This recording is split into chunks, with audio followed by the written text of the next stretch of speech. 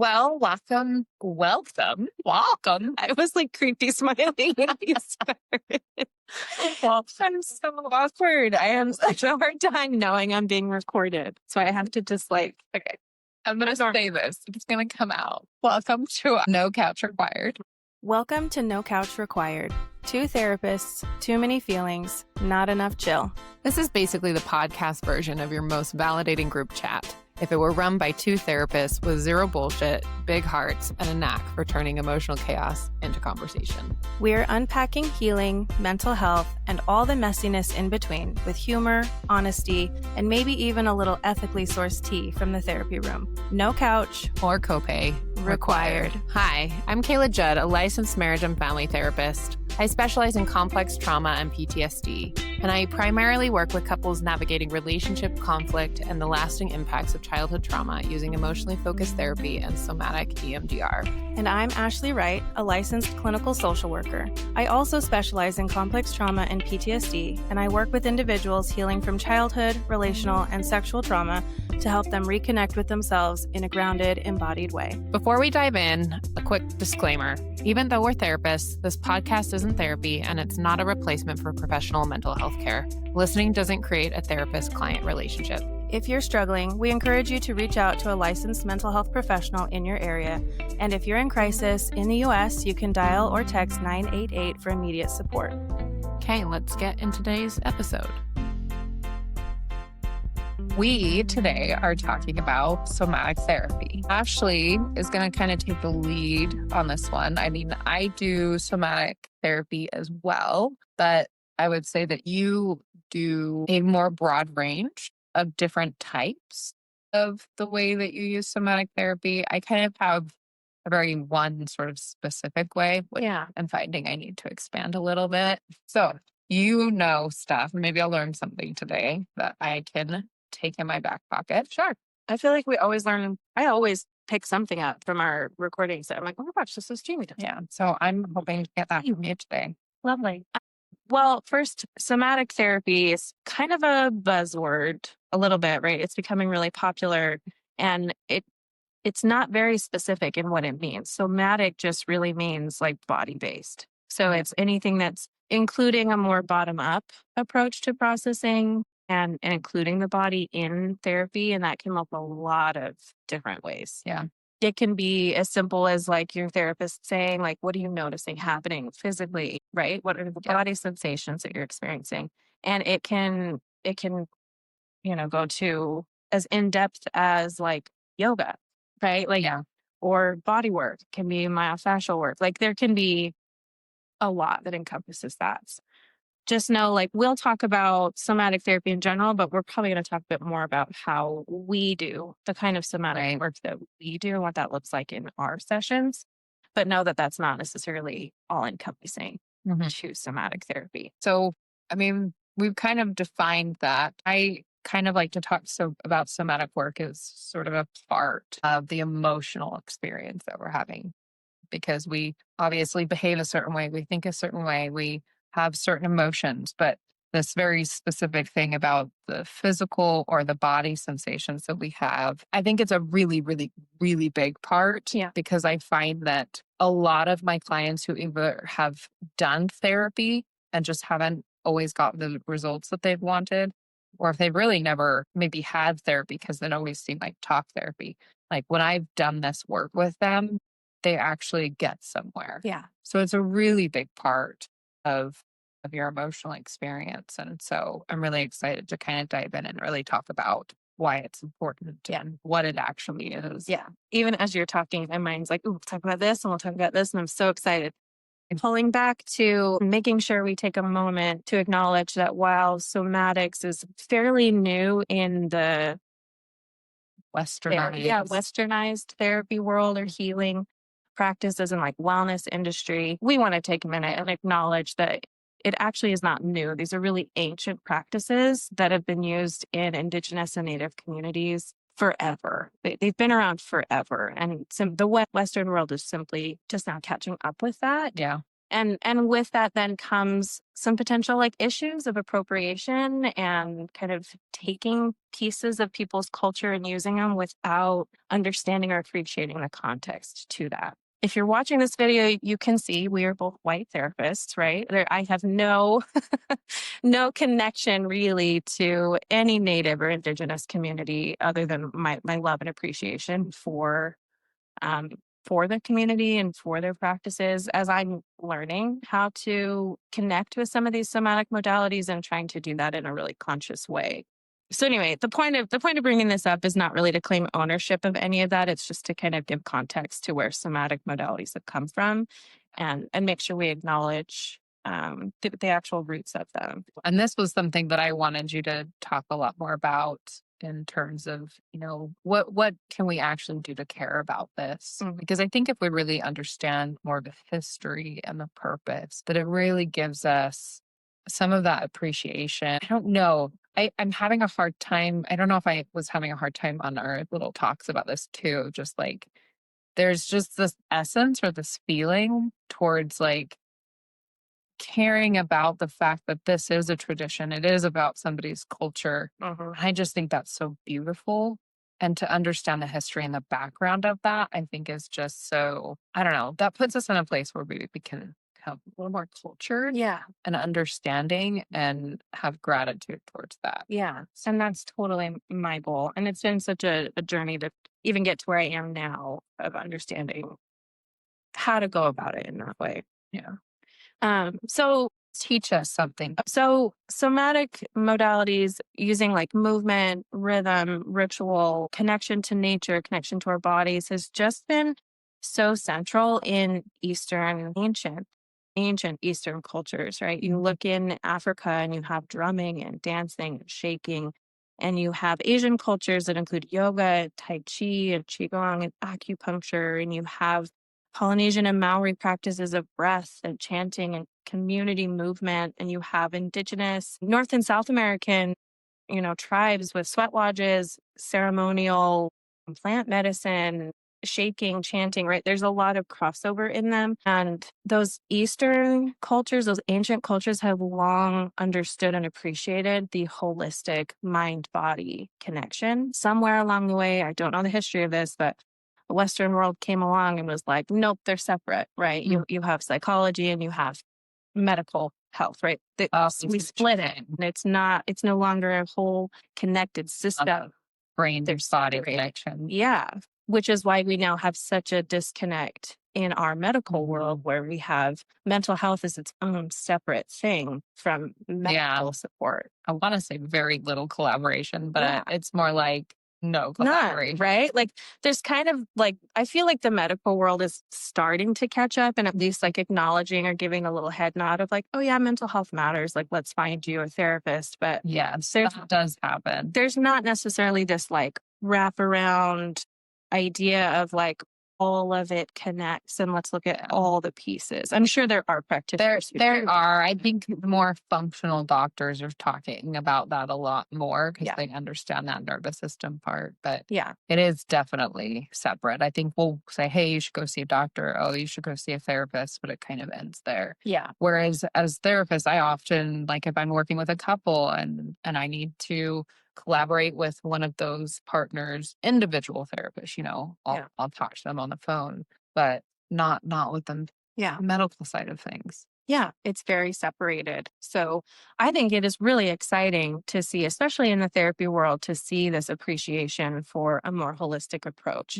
I don't think there's anything wrong with that. I think what gets a little sticky though is when we're taking these practices and these rituals and these ceremonial acts and cheapening it and turning around and selling it, especially when it's something that, I'll speak a little bit more about in the US and maybe North America, white people showed up and like wiped out an entire culture of all the tribes, right? Their Native American tribes weren't allowed to speak their language. They weren't allowed to practice their beliefs, their rituals. They were forced to assimilate like into like the white colonial culture with a lot of horrible treatment, atrocities, death. Like this can be its own topic and episode. We don't need to get into all of that, but because it was so ripped away from them, and now many of them don't even have a connection to their own history and their own culture.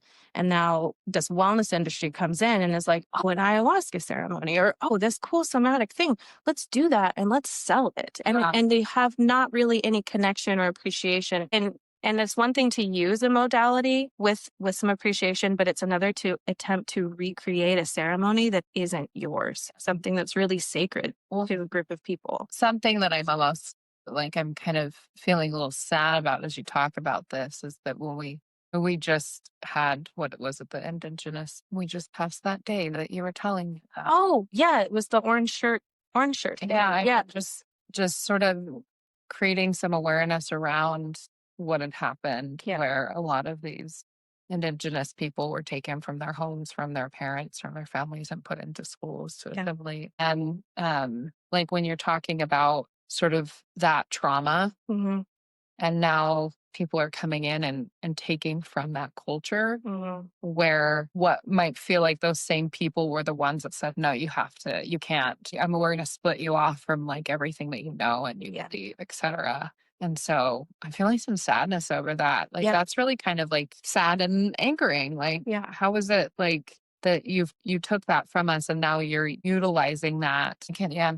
And I think too, like profiting off of it. Yeah. Right. And not that we're not allowed to make money, not that we're not allowed to sell a service, but I think you can use those things and be really intentional and mindful about how you use it. Just in the last couple of years, as I've been trying to understand this better and be more mindful about how I approach, because I am trained in yoga, right? I use and incorporate yoga in my practice, and I've been wrestling with like, how do I use this in an ethical way and in a way that it's appreciative and not appropriative? And, I'll light Palo Santo sometimes in my sessions when I do somatic work, and I generally try to give some education to my clients when I do that. Like this really originated from tribes in South America, and it's a similar practice to saging, but it comes from a different area. So I'm trying to be mindful about that. But as I was learning about that, just for an example, a lot of people really like to use sage, right? And it's easy to buy. You can find it on Amazon. You can find it anywhere for really cheap.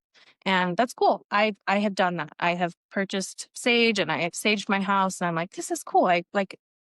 There's something really like connecting to that. And then I'm following more Instagram accounts from Indigenous people and learning like, well, when that's done in bulk like that, there's actually now then like a shortage of the sage, of the specific kind of sage that is used for sacred ceremonies and for rituals with the Native American communities and tribes. So as we're taking it to just use because we think it's cool, there's not as much left or accessible for them to use for things that are actually very sacred and important to them in their culture.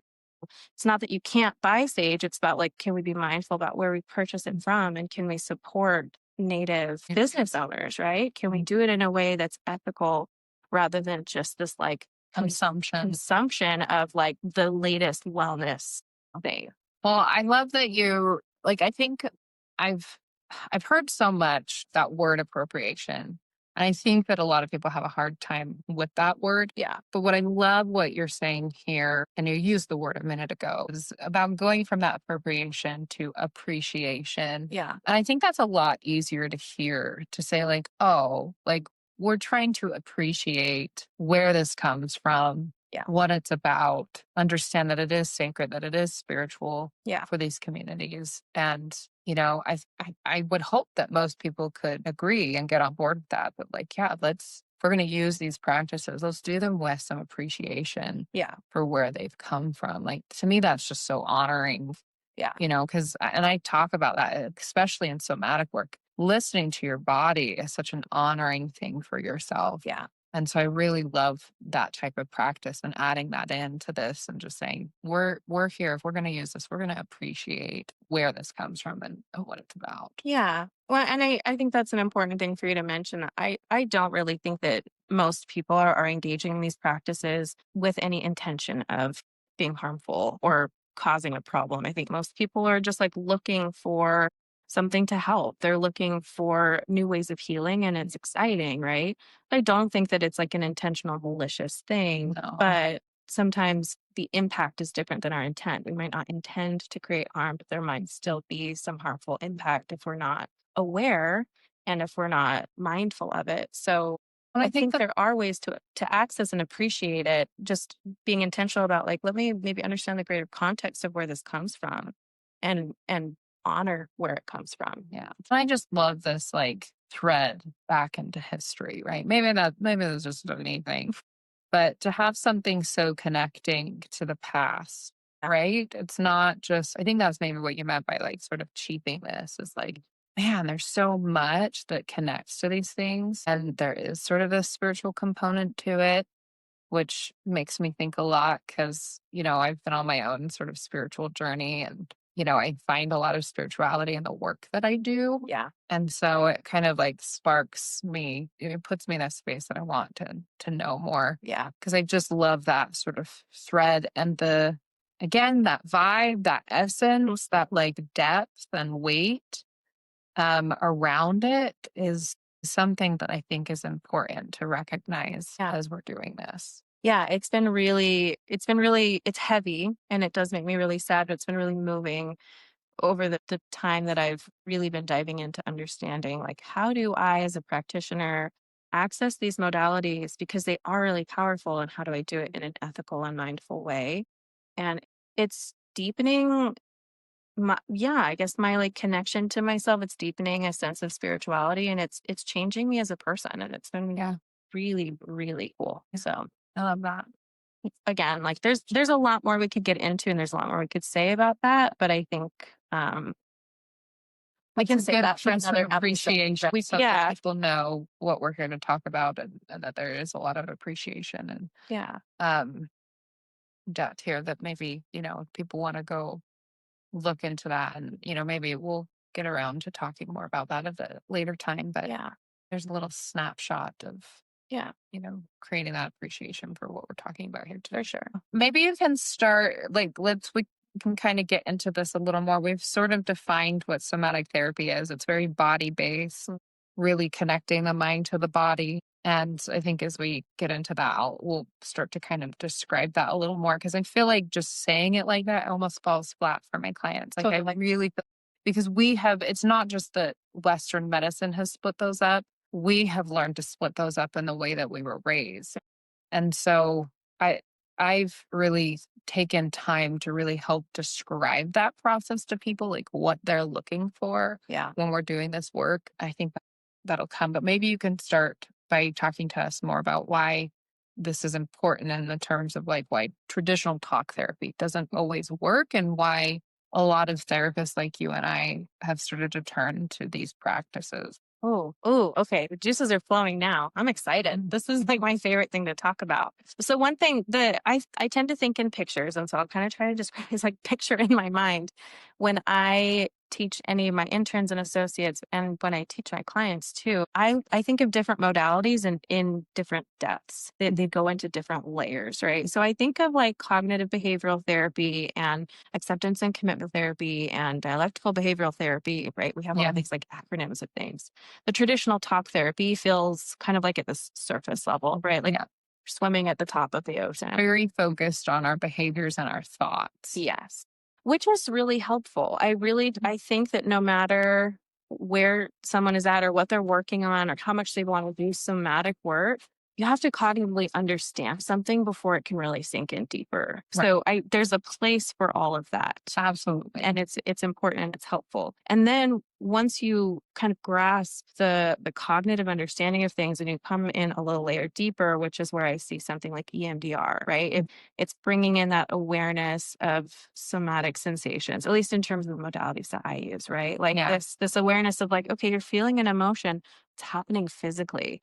What are the sensations that are associated with it? And let's start to connect it to the nervous system and to the body process of that. And then again, considering the modalities that I use, I feel like even a layer deeper comes in something like brain spotting or somatic, the body work that I do, like sound healing and stuff like that really is like cuts really deep into the physical body, the fascia, the nerves, and it's really getting deep into that. So I think that there's a place for every single one of those. And with every client I have, we're bouncing around between the different pieces of that, not even the clients that are like, I want to get into somatic work so bad.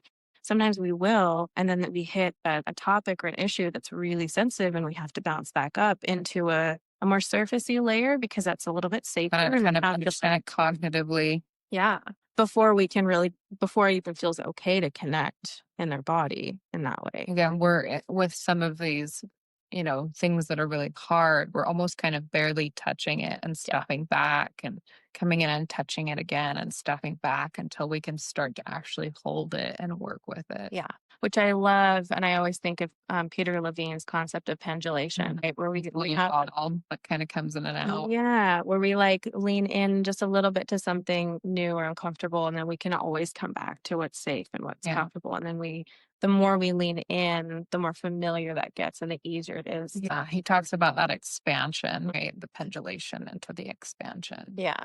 Yeah, I love that. I love him talking about that. I love all the things. I get so excited about this. I feel like my passion just gets all like intense. So anyway, traditional talk therapy has its place. And I think a lot of times people get to a point where like, I've talked about this so much and I'm to the point that talking about it doesn't feel helpful anymore. Yeah. Right. We've gotten to a point that like nothing's moving and I need something else. I think often think that if I just understand why, if I can understand it, then I can move on. Yeah. But that's where traditional talk therapy kind of gets you stuck at times, is that you have talked about it. You do understand it. You do know why you do what you do. I do this because of, what happened to me as a kid. And these are the reasons why, and these are the experiences.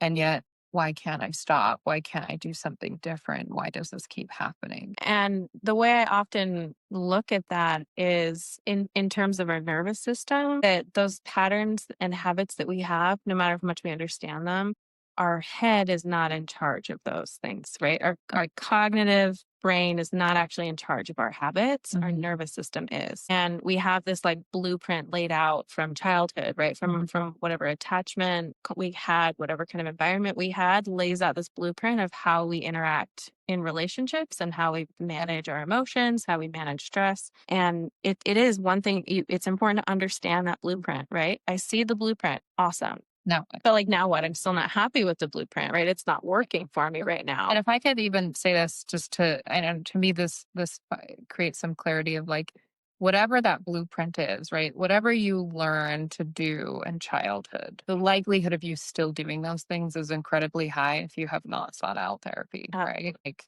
it's just same thing with the people around you, like your parents. If nothing's really changed, you're probably getting from your parents what you got when you were a child. Yeah. Nothing's probably actually changed a lot. And maybe your awareness has shifted or the way that you see it is different. And I want to add in too, whatever that blueprint is, my approach, and I'm pretty sure you're the same way, is that that's not a bad thing, right? It was created in that way out of a sense of survival, and it got you to where you are. Yes. And so one of the first things I try to help clients do is to see it in a compassionate way of like, this was literally the only thing you knew to do. That this is the only way you knew how to get through your childhood. That word honoring always comes to mind again. This is you be able to notice this and see it in that compassionate way. It's just such an honoring and loving thing for you to do for yourself. There's nothing here to villainize. Yeah. There's no maladaptive, whatever, right? All these terms that we use in traditional therapy, I don't really see it that way. I look at it as like, this is a survival strategy, right? This was you adapting to your circumstance. So like, what a beautiful thing that your body was able to do that. How for you. Incredible that your body adapted to your situation and kept you going and it kept you surviving, right? And sometimes that survival is emotional survival. It's not always a physical survival. Right. But I'd say it's more so the emotional than it is the physical. Yeah. I think people sometimes have a hard time wrapping their head around this like idea of survival because they're like, what? But like everything was wasn't homeless. We had food. Like we were fine. We went on vacations. A lot of the time there's not the physical stuff going on. It's much more emotional. Yes. Which is harder because that's where we start to talk about complex trauma, because complex trauma is born out of chronic abuse and neglect over time. Yes. And that includes just the emotional or psychological experiences that you have. And I think people really have a hard time wrapping their heads around understanding that, you might not have just your your good old PTSD where you were in a car accident that one time, right? But what I find that most of my clients have is complex PTSD, where there's this normalized trauma where the things that your parents did or your caregivers did growing up was just so normal to you that even as an adult now, you don't recognize it as trauma. Yeah. And I think sometimes when the trauma is around neglect and emotional neglect, it's this like abstract thing. It's hard to put your finger on because it's not something they did. It's not something they said. It's what didn't happen. Right. And if it didn't happen, then it's like, how do you identify it? It just feels like this really difficult thing to attach to for a lot of people. Well, and identify, I think, is the right word, because if it was missing, you don't even know that it was something that you needed. Yeah. Right. Yeah. To have a parent like come in and comfort you, right, might have been something that you wouldn't identify, right? Like if you just grew up and like, oh yeah, we just didn't hug, right? Like that's just not something we do, right? Yeah. You see, we've normalized it. So the kids need hugs. Yeah. we need That's like one very small example.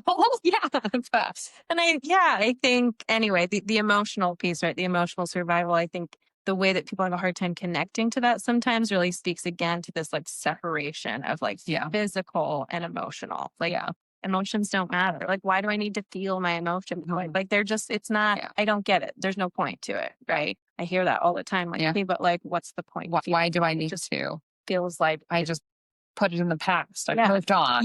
Moved on. Like you've got an invisible backpack of bricks on right now. I'm like, you can't see. And you have no idea how heavy it is until you start to take those bricks out. And then people are like, oh my gosh. And then the grief sets in. And it's a lot. Anyway, can't even remember where the heck we were. We were talking about traditional times. The blueprint, right? That's why somatic therapy can really be helpful, because in connecting to your body and connecting to your emotions in a physical experience can help shift that blueprint. That's what's actually being able to emotionally connect to yourself is what's going to help shift those habits and patterns slowly over time. We're amending that blueprint. We're coming in and erasing walls and moving them and things like that. And I think a point we really wanted to make is that somatic therapies are not really about catharsis. They're not really about this huge moment of like, sometimes it gets advertised as like big shaking moment and tears, and it's, like letting this huge emotional release. And those happen.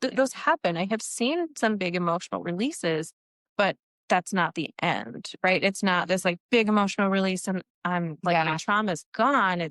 There was a big emotional release of that one experience or that one thing. And that was necessary. And there's still more to go. Maybe you got to think about it as like, waves in the ocean, right? Like there's certain times that they come crashing in. And eventually it slows down and the tide goes out. And that's really what we're looking for, is to have those moments. And I tell a lot of my clients, I'm like, a lot of people feel like you have to go to hell and back to heal your trauma. But I'm like, it's just not true. Like this process is actually a lot more simple, kind of easy than I think most people think. It's literally what I see is that we feel these physical sensations in our body and they're so distressing that those are the things that we run from. And I kind of chuckle inside when I help people with this, and they're like, oh yeah, I feel like this pit in my stomach. And I'm like, okay, well, let's just sit with that for a minute, right? Can we just, do you realize that like what's really uncomfortable right now is you feel a pit in your stomach and there isn't an actual pit in your stomach, right? It's almost a little humorous to recognize that it's not so big. And I tell people, like, I don't know if you know this, but this is like my favorite thing to tell people, that our emotions peak at 90 seconds. And so all you're really doing is sitting with this sort of wave crashing for a minute and a half. And so, I mean, I know that doesn't sound like a lot. It isn't. But when we're learning to feel these things, it can be a lot. And so we're kind of shrinking that down to 5 seconds, 10 seconds, right? That's where I kind of start people. But eventually, once we can like learn to sit in these specific emotions that are really hard for us to feel, we don't get so dysregulated from them.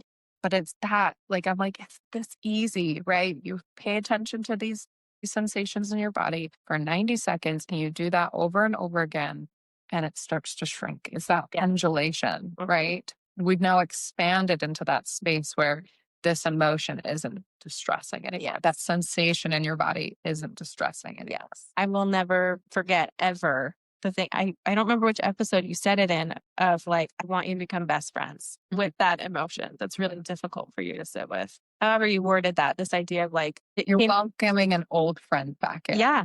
Literally came up in my own therapy session yesterday. I was like, I don't like this. I don't like this part of myself. I don't like this feeling. And then your voice came in my head, and I was like, I have to be friends with it. I agree. I tend to tell my clients when they're like, what do I do about this? Like, what does this look like? And I'm giving them my little like pep talk. And I explain this, and it's like, I tell them it's really simple. Like healing, the concepts, the principles, it is so simple.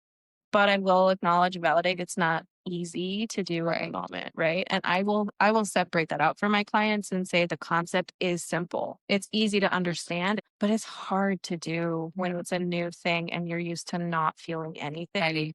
And valid that like some of our clients have had awful, horrible experiences, and feeling what they have to feel is terrifying. The layered of the trauma on top of the emotion that is hard to feel. Yeah. So it's so valid, right? Like I really feel a lot of compassion and empathy for my clients who have some really big, heavy stuff that they have to learn how to let themselves feel. And that's where I think that dosing it and that pendulation is really important to like what feels doable. 90 seconds, that can feel like a lot for a lot of people. Then let's break it down to like 2 or 3 seconds and let them slowly build that up over time. The truth is that your body won't let you. Yeah. Like if you're in therapy, right? You probably can't sit in it for 30 seconds, right? And so, 60 or 90 seconds. So whatever numbers 90 seconds, right? Because your brain will just sort of naturally take you away from it, right? Either you'll start to think about all the millions of things you need to do, you'll get busy, you'll disassociate, right? Your brain will actually do this beautiful thing and take you out of it, right? And that's, again, the pendulation is like, okay, now we're moving back in. And we just kind of let the body tell us where we need to help you walk. Yeah. And I love that, coming back to your idea that like it doesn't have to be hell and back. We don't have to force it. You don't have to sit in it and like stay with it and let's just get in there, right? Like if the body's saying like this is a lot and I need some space, then we let it take the space. It doesn't have to be more than you can handle. Don't want to force it. Yeah. That's where we just trust the body's like wisdom of knowing how to heal. And that dissociation, that distraction, that's protective in nature, that's a very good, helpful, functional part of your body that you want to honor again. Yeah, that's the part that says, like, when that happens, it's like, okay, like we've hit our threshold, right? That's okay. Yeah. Like, let's just follow it. Let's follow where your brain's going. It inevitably comes back around because it wants to resolve it. Yes. Right. Yeah. I love that. I know you're trying to say something and I keep interrupting you, but like you say the word resolve and I'm like, that's it. Like it's all about resolution of what's stuck, right? And the body naturally wants to move toward healing. Right. And for me, therapy and somatic modalities are just different ways of creating the space and the environment to let the body move toward healing. If we can just get out of the way. I want to add what I think is a really important part to that. Okay. You talking about us creating an environment. And this is where my attachment lens comes in, where, sometimes it's really hard to sit through a lot of these feelings alone. Yeah. And I tell people, if you have relational trauma, if the trauma that you had came in connection with another person, the place that you really have to heal that is with another person. And so when you're going through this and you're feeling through it, sometimes what I teach in emotionally focused therapy is that when you're actually sharing the emotion and the intensity with another person, you're really kind of offloading some of it. It's this sort of yoking, right? If anybody knows what a yoke, I mean, yes, we grew up learning about yoking, right? So yes, we did. Like if you take 2 oxen, you throw that, what is it? It's a yoke. Yeah, it's a yoke. It's like a wooden thing where you kind of hook them together, right? But they're both in that yoke really lifting the load. Yeah. And so emotionally, when we can turn to another person and share what's happening for us, we are like offloading some of this intensity Yes. because we've got this person with us. You know, if you think about like a parent, how they're supposed to come in when you're feeling so distressed as a child, and they come in and what do? Or what are they supposed to do? Say, hey, you know, tell me how you're feeling. Let me put my arm around you. It's going to be okay. Things are going to be okay. Right. And they're taking some of that and they're reassuring you. So, you know, whether it's your partner, whether it's a parent, or whether it's a therapist, right, that we are creating some of that healing within the context of a relationship. Yeah. That my job sometimes is like, hey, part of it is just to be here with you as you're feeling this, because I'm not feeling it. I mean, I empathize with it and I can see the pain. Yeah. Right. And I felt those things before, but I'm right here. Yeah. It's going to be okay. That's beautiful. Mhm. It gives me chills. I love it. It sparks that little bit of like maybe a couples therapy. Maybe that is something really something to now. Well, I'm having to sort of develop my ability to do that as a therapist, right? Yeah. Because I know how to do it with couples. Like, Yeah. let's have you guys eat into each other. But with a lot of my individuals, I'm like, okay, how do I bring that context into here? Yeah. Where I am that person? Yeah. That's a little more challenging. And I think we have that maybe some opposite like skill level there, and that like I feel very comfortable being that person that I'm like, yeah, like let's do this. I'm here, whatever you need. And the couple's dynamic feels really overwhelming to me. It feels intimidating. Got to go through the conflict to get to the connection. Yeah, conflict. You guys just have it out here. I'm gonna go get some coffee. Like I don't want to be involved. I'm like, yeah, bring it. Yeah, no, I'm always trying to activate people. I poke them, the bear. Like, okay, who do I need to talk to first? Who's going to upset the other person? I hate conflict. I'm working on it, but man, it is really stressful for me. But yeah, I love that. I think that is really, really beautiful in context of relationship. And as you were talking, I was thinking about how like one of the hallmark symptoms or common threads with everyone I've ever worked with who's experienced trauma, whether it's relational, childhood, single event, it's the feeling of being alone. Yeah. And it's that inclination to isolate and something's wrong with me and I don't deserve, and all these negative beliefs that come in, especially with that complex PTSD, that the isolation and the alone feeling is so big. And like you're saying, we don't heal alone. We can't. Yeah. Not fully, right? Not to the full extent, because biologically we need connection. We need a relationship. We cannot really survive entirely alone. Is this the part that I talk about the Romanian babies? Yes. Know about the Romanian baby? Yes. Please tell us about Romanian babies. I actually had a professor of psychology who went there during that time, and this is where I learned it from my psychology professor, and he had a connection with it. Mm-hmm. But back in like the 70s, the 80s, I can never really remember, outlawed birth control. And so everybody was having babies, and they were having these babies they couldn't afford. And so they were dropping them off at the orphanages. And the orphanages were bursting at the seams. And these nurses only had time to feed the baby, change the baby, and put the baby back in the crib. The outcome of that was that there were a lot of babies that died or they became mentally or physically handicapped.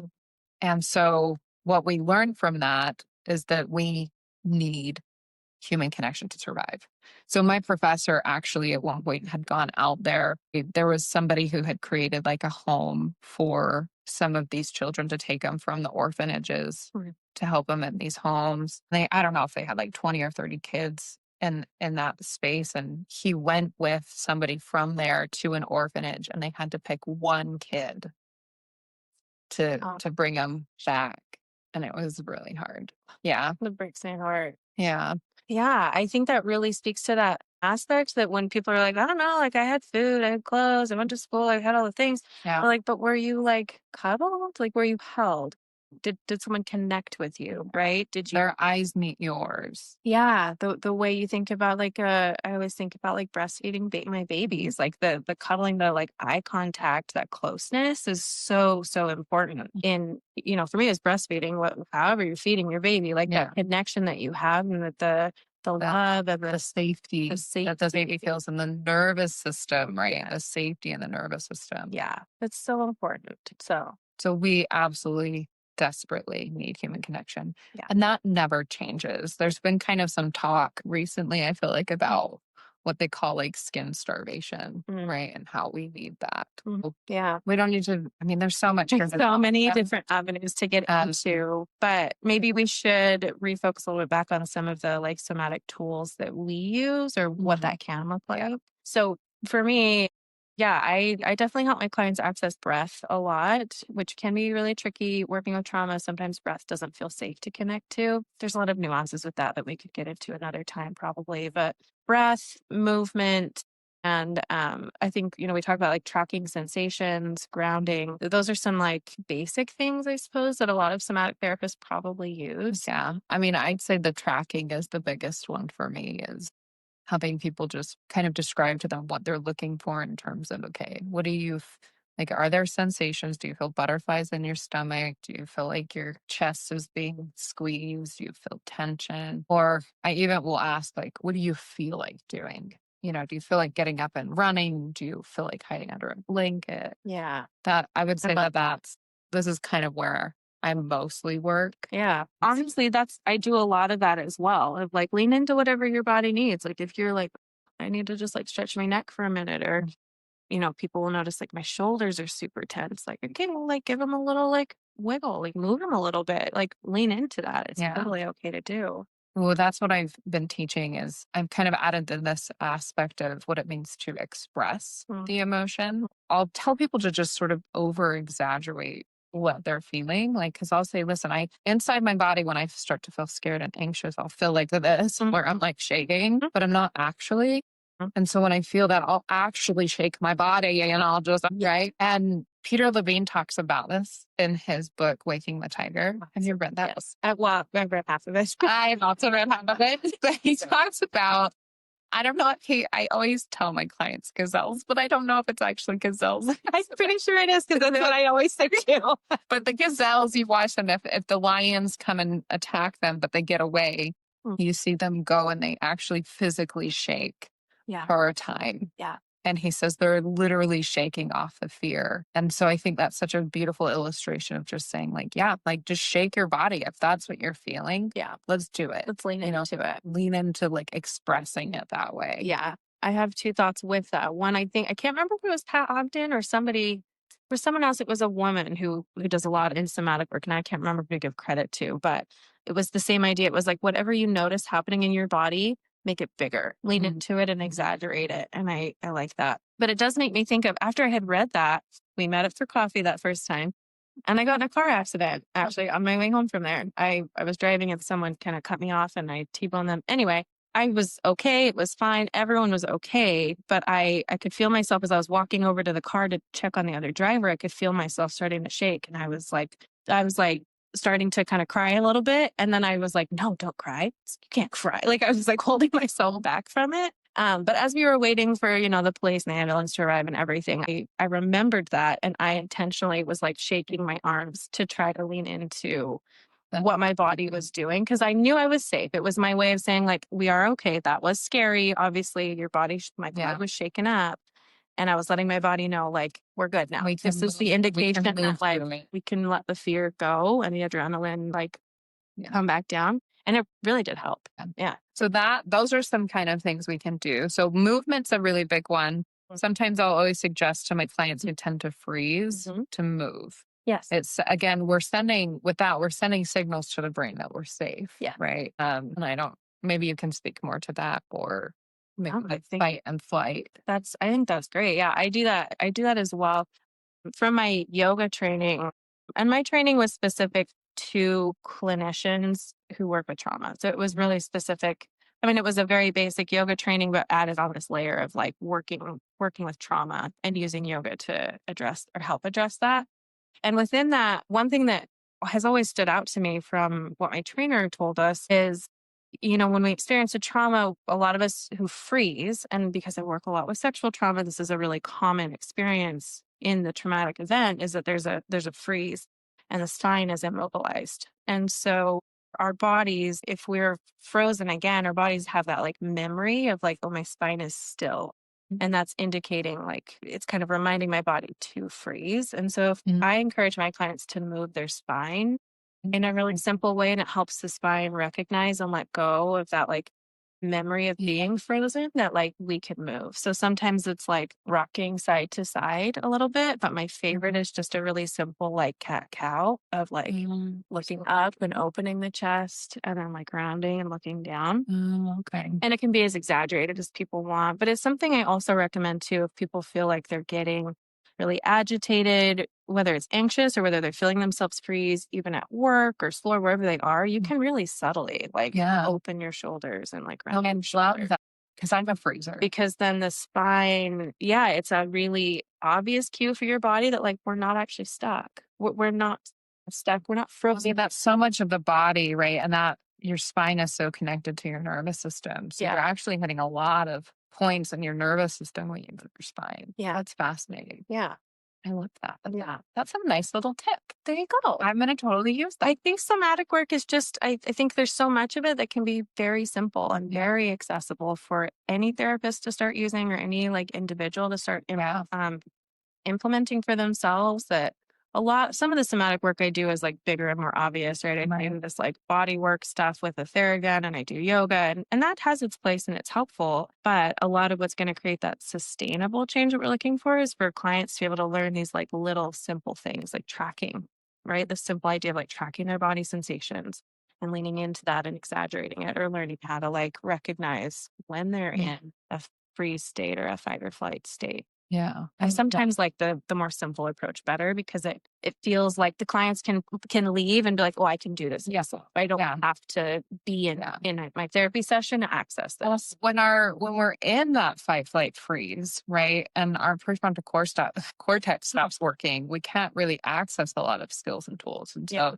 things like that are just really simple are going to be a lot easier for us to access and do in those moments. Yeah. Which, another little thing that I share with clients is, and I'll ask clients, like, what's your experience with like breath work or breathing exercises? And you hear a variety of answers, but sometimes I hear the like, oh, I've tried the like 5-8-5 counting or box breathing or whatever. And like, it's fine. Those can be really helpful. But I think a lot of my clients, again, need something simpler and less.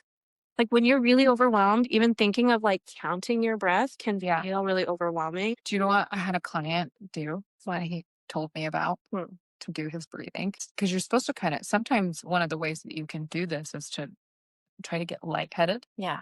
So he started to just blow up a balloon. Oh, interesting. Just blow it up several times where he could kind of get that lightheaded feeling. I would calm him down. I know, I tell myself it's kind of, but like it gets you there without having to like count and really kind of use that cognitive functioning. I'm just blowing up a balloon 3 times. That's so interesting. Yeah. So I guess I've never thought of the goal being to be lightheaded, though that sometimes is like a side effect when people start doing breathing exercises. But what I just tell clients is that if you just exhale longer than you inhale, you're cueing your parasympathetic nervous system, which is the part of your nervous system that calms things. It's the rest and digest. So if you exhale, it doesn't matter. You don't have to count anything, but if you inhale through your nose and exhale, especially if you drop your jaw out your mouth and exhale longer, often I'll try to like push my belly button into my spine. So that I'm like really pushing my diaphragm and really lengthening my exhale. It's really, really soothing for your nervous system and will kick you into that, more likely to kick you into that rest and digest rather than the activated survival mode. So that's really sometimes the simpler things resonate better. Yeah. I think it's just easier to access in those moments. So I love those tips. Maybe we can I think we need to get through this, but I did want to mention like grounding. One of the things that I am suggesting for my clients is even if you just go outside for a minute and touch grass, there's something about being in nature and being connected to that. I think that just like calms our bodies down, getting out of the house, putting down the phone, just breathing. I mean, it's so funny because I think this is, again, one of those things that they tell you to do growing up. Like you need to get out and get some fresh air, I think that, we can look at grounding as in like, oh, look at, find 2 things to look at or what are two things that you hear, etc. But I think really part of that is just like, even if it's like for 3 minutes, go outside and just breathe in the fresh air. Yeah. Or even if you live in St. George like us and it's really hot, just go for 3 minutes outside. Even just sort of let the sensations of something different, right? Like let that heat hit your body, I love that. Yeah, it can be really very simple. And I think really what I'm always kind of in awe of is that so much of this always comes back down to mindfulness. Like it's bringing us to the present or tracking your sensations, about being mindful about what's happening and just kind of observing. I feel like so many times any of the modalities that I use really come back down to like we're just observing mindfully without judgments. Observing. Yeah. I don't think that almost does it justice, because I still feel like I have to try and kind of explain like what it means to observe. Maybe this is a good place to put this in. I often I have a sheet that I have, my clients kind of go through at home, and in this physical sensation box, I have like a list of examples of like what they could be looking for. So that might be a pit in your stomach, butterflies in your stomach. You feel empty. You feel constriction. You feel tingly. You feel sharp pains. You feel tension. What are some other things that come up for you? I think those are a lot of them. Yeah, I think I have like 20 different like examples of like, I tell people do kind of like a body scan, and just check in. Or I'll give clients the suggestion to set an alarm on their phone 1 to 3 times a day. And then just ask themselves, okay, do I feel anything in my body? Because if we're used to not feeling, then we don't know how to pay attention. And so we might actually have to force ourselves to slow down like that and check in. Yeah, absolutely. I think what's interesting is that often when I've done that, I will even ask people, I'll kind of cue this, like, do you maybe need a drink of water? Do you need to go to the bathroom? Right. Like, I feel like so many of my clients, and I experience this sometimes too, like I'm so disconnected from my body that I haven't even paid attention to the fact that like, I need no bathroom and I have it done all day. I've not been paying attention. That even starting there of like paying attention to like those physical needs that we have can be a good way to start being a little bit more connected in your body, if that feels more accessible than like emotions. Yeah, I agree. I love that you're bringing that up, because I think that there's kind of this difference between what we are actually feeling physically, like the tension, right? Like my shoulders are up here, like all right, our nice jaw is just clenched, versus feeling like a pit in our stomach, right? That's something that's not actually happening; it's a sensation. So sometimes those physical things that are happening, I think people do feel more accessible to, because it's not necessarily in their minds connected emotionally. Yeah. And that can feel safer to connect to. And that's a great way to sort of segue. Okay, actually, when your body moves like that, you're feeling something. Yes. Yeah. And again, it's like it's starting with something more surfacey and then working deeper. If what's surfacey is like, my muscles feel tense, then I start to work into like, well, let's talk about like the fascia that's holding it that way, and the way that fascia is affected by our emotions and fear and trauma. We might have to do its own thing. I feel like we're kind of bumping up against our time. Yeah. Signs that you might benefit from this is that if you feel really disconnected from your body, if you feel like if you're not feeling your emotions, right? If you are just like, I never feel really anything. Or I have a lot of people that say things like, oh yeah, I'm super even keeled. I'm like, are you? Are you just this? If that's not the way it's supposed to be. This is like, we want some ups and downs, right? Yeah. Chronic tension. Maybe you can speak to that a little more. Yeah, I think any like chronic body tension, if you know, like I know that my shoulders chronically do this, and it is associated with a lot of like the, emotional things and like my own personal stuff that comes up. Yeah. And so I know when my body starts to do this, I've got something that I need to look at emotionally if I feel it more exaggerated, right? But this can also look a lot more like chronic pain and chronic illness and like things that don't have autoimmune disease. Yes, right? Like things that don't have a resolution to them, right? Until your body's still trying to find that. Yeah.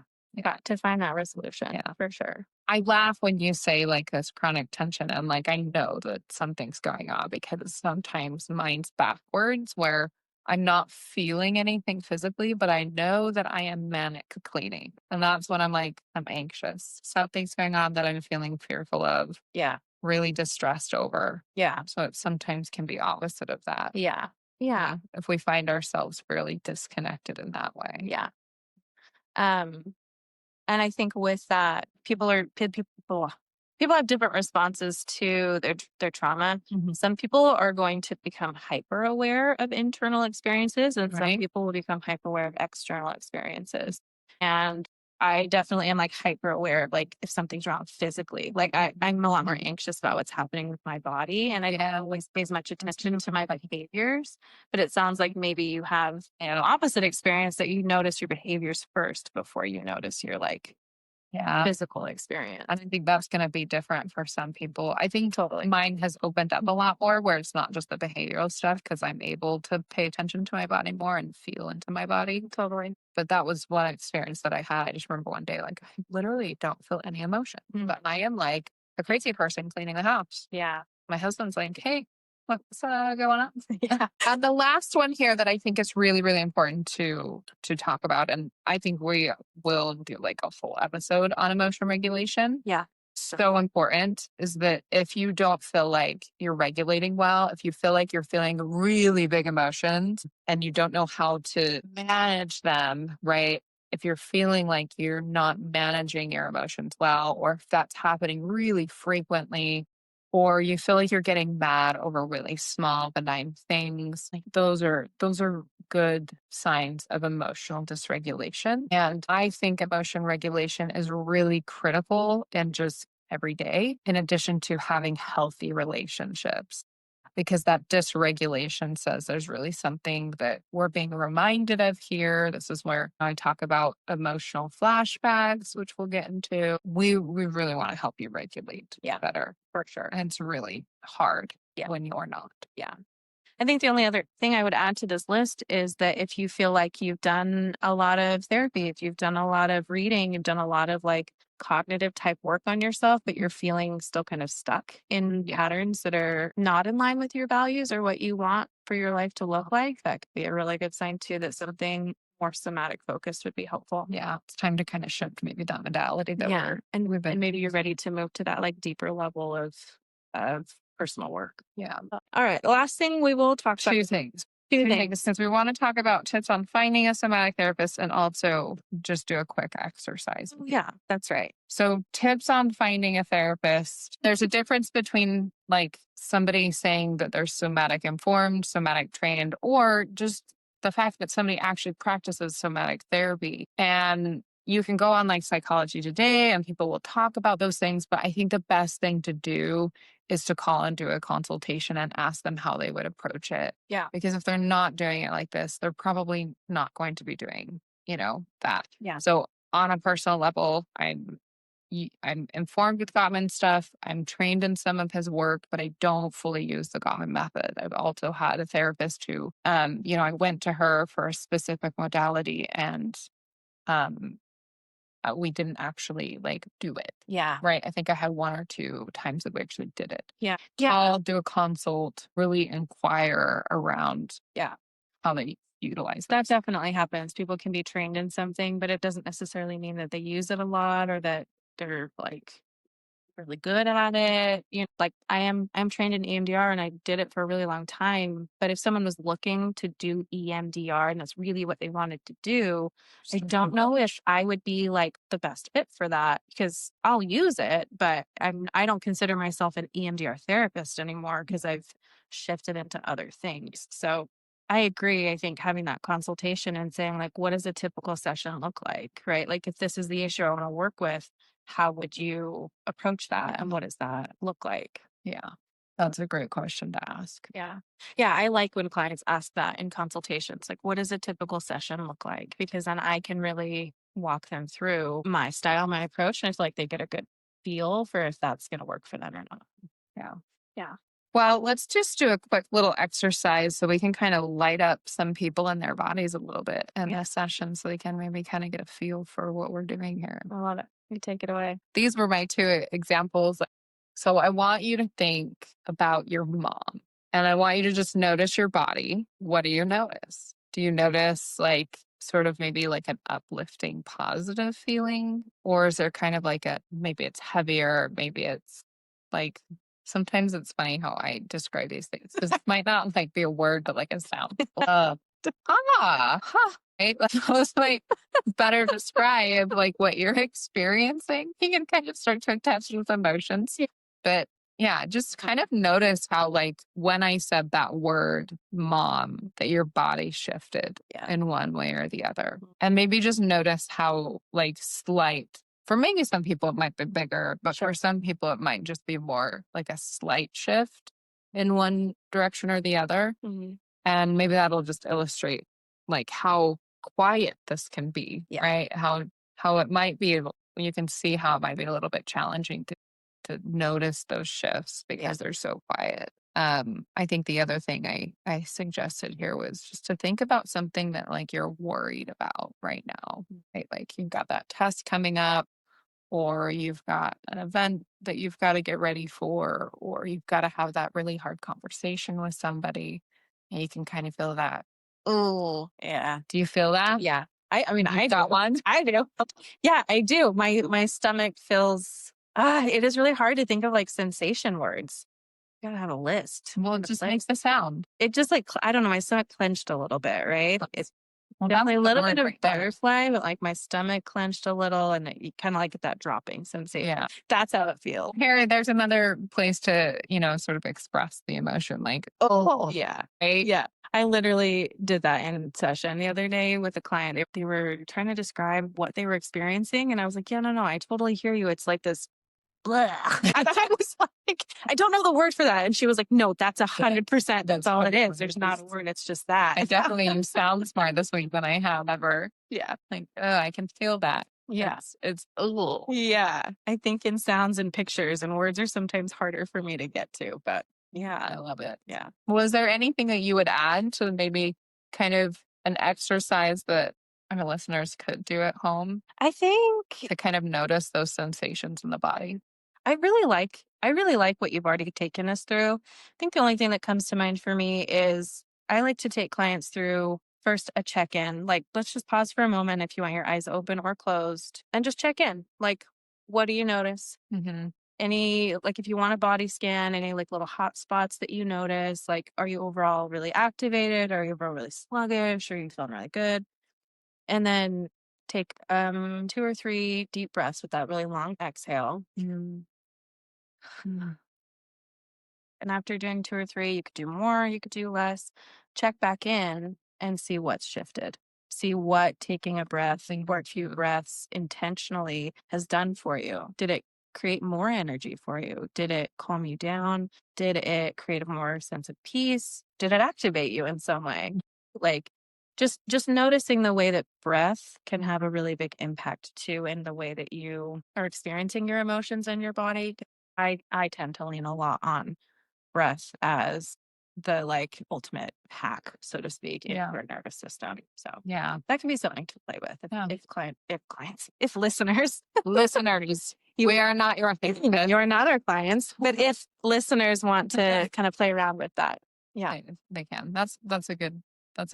I like that walkthrough of like how you can kind of notice that. Yeah, that's the yoga training kicking in of like check in first, do the thing, do the exercise, do the whatever the thing is, and then check back in. Because noticing the shift and creating the awareness is, in my mind, is the goal. Yeah.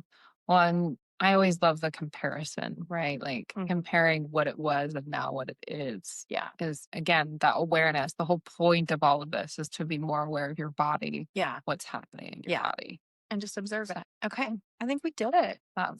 We have, you say, like, is there anything else you want to say? I'm like, only like 12 million more things, but we don't have time for that. So we could talk about this for a long time. There's all these like nuggets, right? Yeah. When we have 50 minutes with a client, some of them come out, but inevitably we'll talk about it in the next session. Yeah. So come back to our next session, our next episode. And go ahead, and if you are liking our content, give us a follow on, wherever you're listening to our podcast. Yeah. We would love to hear from you. Spotify. Comments or DM us if there's something you're loving or something you want to hear more about. Again, give us some feedback. It's a group chat. We want you involved. Okay, we'll see you next time. Bye. Bye. Thanks for listening to No Couch Required. We'd love to keep the conversation going with you. Connect with us on Instagram at NoCouchRequiredPod and let us know your thoughts. If you have questions or topics you'd like us to cover in future episodes, send them our way. We'd love to hear from you. And if you're enjoying the podcast, please make sure to subscribe so you never miss an episode. And consider leaving us a review. It really helps others find the show. We'll see you at our next episode.